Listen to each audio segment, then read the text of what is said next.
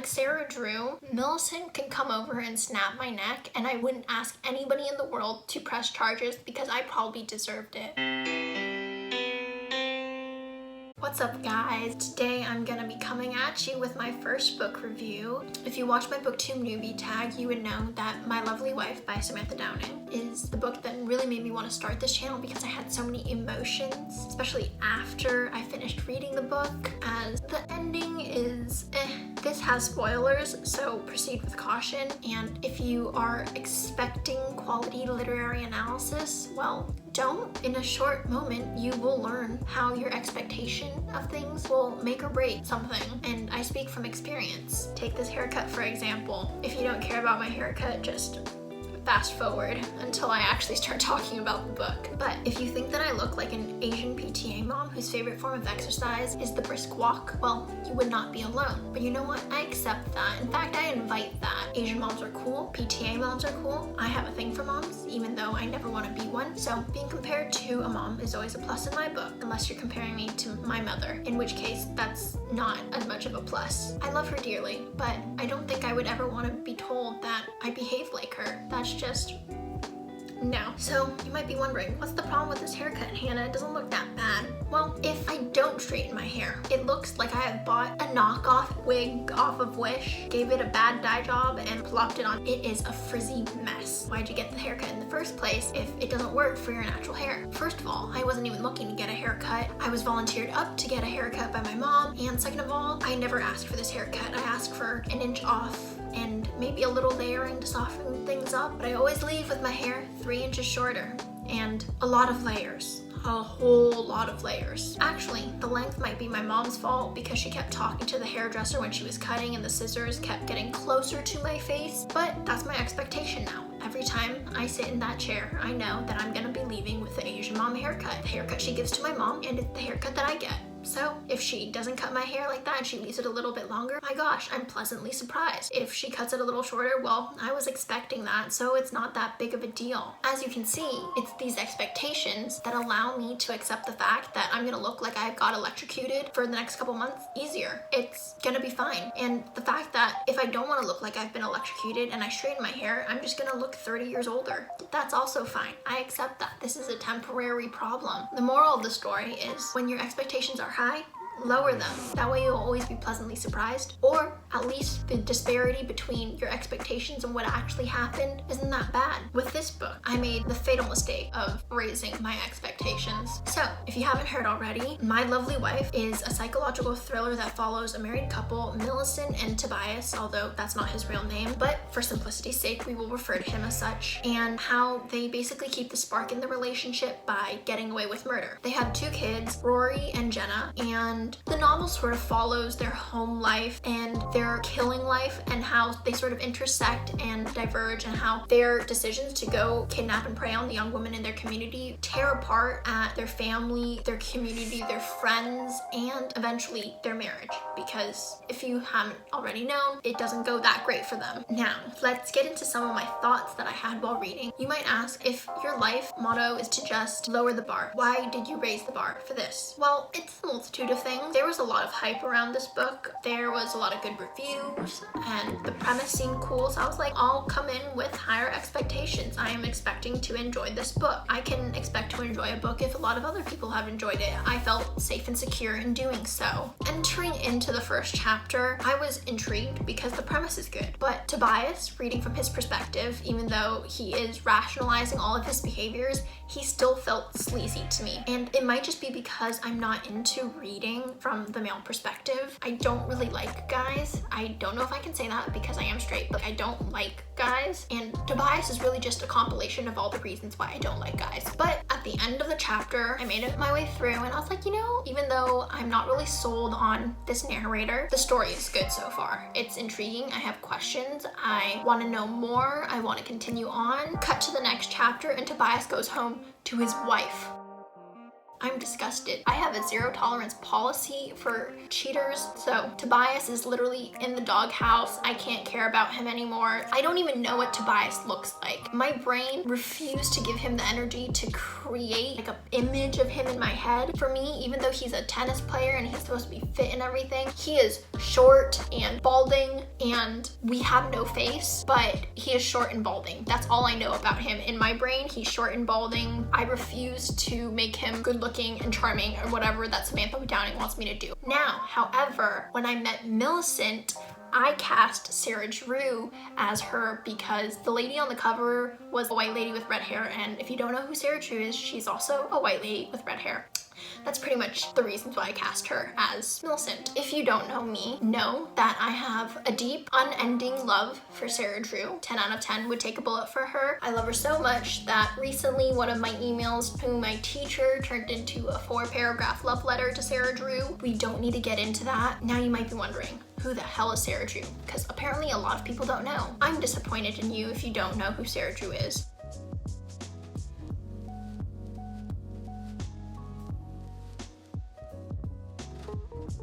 But you should probably go on to Netflix and watch season 6, episode 5 to season 14, episode 24 of Grey's Anatomy, although there is some episodes in season 6 where she wasn't really in the main cast because she was still a reoccurring guest, and she didn't make the main cast, I think, until season 7 or season 8. I don't really remember, but she played April Kepner on Grey's Anatomy. After season 14, I don't really give a shit about what happens to the show because I haven't watched, Sarah Drew's not in there, and I felt betrayed by what happened. So that's something. Remember this. Remember that Grey's Anatomy is a huge factor in why I don't like this book. I'll come back to this. But anyways, I projected how much I love Sarah Drew onto Millicent because Sarah Drew was Millicent. I made that connection in my head. Every time that Tobias was affectionate with Millicent, you can see the mental picture in my head wasn't exactly the greatest. I wanted to gag. I know that's not what Samantha Downing intended. And it's not even like these things are explicit. They're very implicit, and that's one thing that I like about the book. Like, it isn't gory or anything, but she had them be affectionate to one another quite frequently, which, I mean, I guess a healthy relationship, although this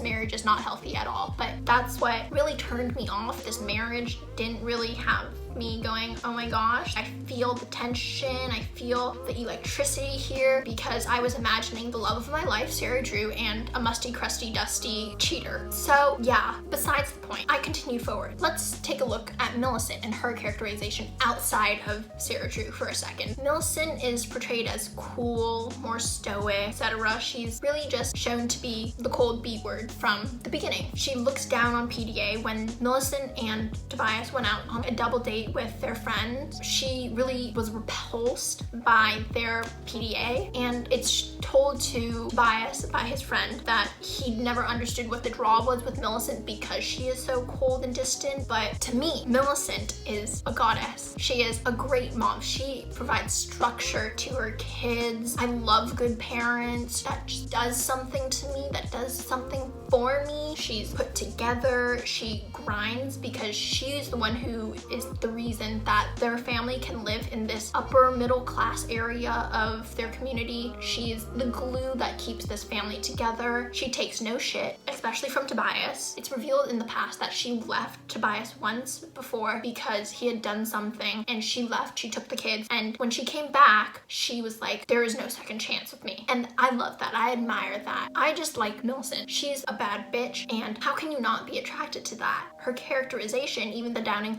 tried her hardest to make me dislike her. I like her, and we aren't supposed to like her. We're supposed to like Tobias because this is told from his perspective. But maybe it's because Tobias is so infatuated with his wife that that's the reason that I like her. I don't know. You know what? Whatever. The book is just banking on us being sort of suspicious of Millicent. Liking Tobias is a major problem from someone who wanted him to go suck it from page 1. And this is another thing that became a bigger problem with the ending. As the novel progresses, we see that the two decide to revive an old killer who used to terrorize their community and use him as a cover for their crimes. And that was because I think Millicent had kept Lindsay, I wouldn't say their first kill, but it was their first joint kill where Tobias had stalked her, buttered her up, and then presented her to Millicent as a joint couple kill, while their first kills were Holly, which was Millicent's sister. Tobias was the one to kill her. And then Holly's friend, who was looking for Holly, Millicent, had killed her. They weren't really working in conjunction. They were just working in self-perseverance in those instances. At least that's what Tobias was under the assumption of. Millicent, less so. Millicent is revealed that she is a little bit more psychotic than we initially thought. Although if your kink in your marriage is killing people, then I guess you're both pretty psychotic. One thing that I took a great issue with is how Tobias is enamored with his wife, but at the same time, when he goes out and stalks women to bring back to his wife, he thinks about sleeping with them. And I don't understand that. He knows his wife takes no shit. He knows that she would leave at the drop of a hat, and yet he's still risking his marriage by doing something as stupid as sleeping with other women. And not just that, the first chapter he takes Petra's earrings, and obviously Rory ends up finding that and blackmailing his father about it, and it's like, stop cheating on mom. And Tobias is like, Tobias, why are you doing that? Why are you cheating on Millicent? You love her so much that you're willing to do all this illegal shit with her. Like, does he not have a brain? The story flipped between the past and the present, and as we sort of realize the start of their relationship, all those inside jokes, all of these things are used in the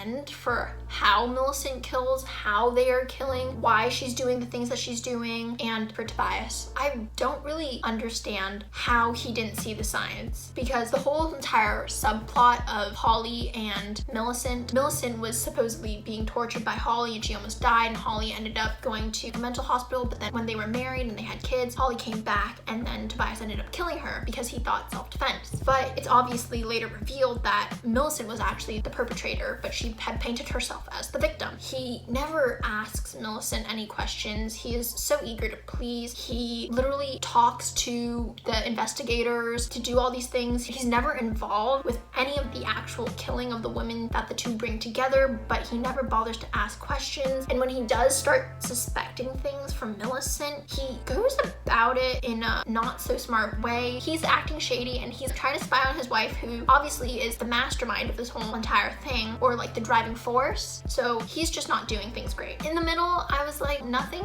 too bad has happened yet. Is my intrigue starting to dwindle? Yeah, but there's nothing I absolutely abhor in the story so far, except for Tobias. I knew what the ending was gonna be because it was so predictable. Overused, overdone, it's cliched. And as I rounded out on the last 6 or 7 chapters, whenever things start falling apart, Millicent is the one who really set everything up. She's the one who egged him on to revive Owen, the serial killer. She's the one who had a tracker on his car before he had a tracker on her car. She's 2 steps ahead of him. She's always been 2 steps ahead of him. Tobias is in hiding, and Millicent is the one with the kids. Bodies are being found. His name is on the kill shack, and his blood, sweat, and whatever is all there. We know that Millicent set him up. Her motives are basically explained as, oh, you cheated on me, so I'm going to punish you. It's sort of misogynistic to me that instead of solely punishing Tobias for the things that he did, she ends up punishing the women too, because she ends up killing the women and robs them of their life in order to try and punish Tobias, when in reality she knows that they didn't know who Tobias was, or that he was married and all that stuff. And she kills people that didn't even have an affair with Tobias, like Naomi, the lady who he worked with, the lady from the gas station. These are just women who happen to be in his little sphere, but he never had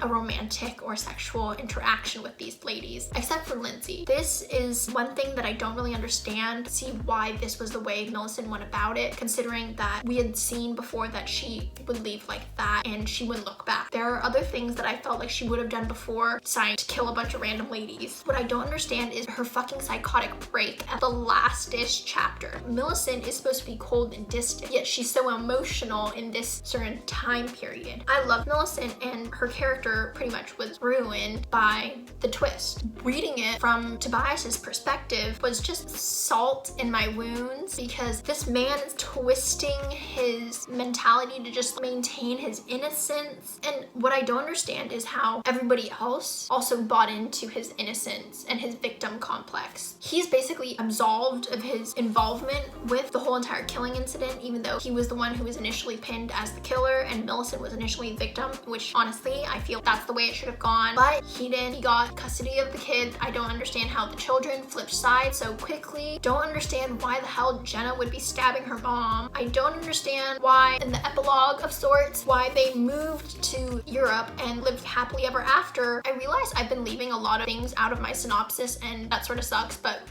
whatever. In the end, Tobias comes out on top. Millicent takes the fall and will die on this hill. Millicent should have been the one to come out on top. Sure, she poisons her kids and her husband sometimes, and she likes to torture people for fun, and she kept a couple ladies locked up for a hot minute, and she set her husband up for murder, and she literally played the victim for years and years on years and got her sister locked up in a mental institution, and she is sort of psychotic for shits and giggles. But I just can't help but be attracted to her over Tobias's musty, crusty, dusty, cheating dumbass. I'm going to ignore the psychotic break at the end of the book because I hate the ending so much, and I like to pretend that the things that I don't like don't exist. As with season 14, episode 24 of Grey's Anatomy. Tied it back up there. If you haven't watched this episode of Grey's Anatomy, you're late, and I'm definitely gonna spoil it because it came out on May 17th, 2018, and what basically happened was that April, Sarah Drew's character, was leaving the show. As long as they do her a decent write-off, I'm gonna be fine. No, the write-off was so shitty, completely destroyed 9 years of character development, and I was like, did I fucking just waste 7 years of my life loving this character for you to do this shit with her? That's like another parallel. They both got ruined. So now we're just gonna pretend that those events that took away from the characters that I love so much, they just don't exist. I'm honestly just amazed that Samantha Downing could write such a misogynistic piece. Maybe she's trying to critique something. I don't think that the writing was spectacular in any sense. It was very simplistic. I'm not sure if I would read another book from her, considering how she definitely just trashed with my emotions with Millicent, but she's not horrible. It's not like as if she's committed some grave sin by putting this book out into the world. Overall, I gave it 3 stars on Goodreads, but I gave it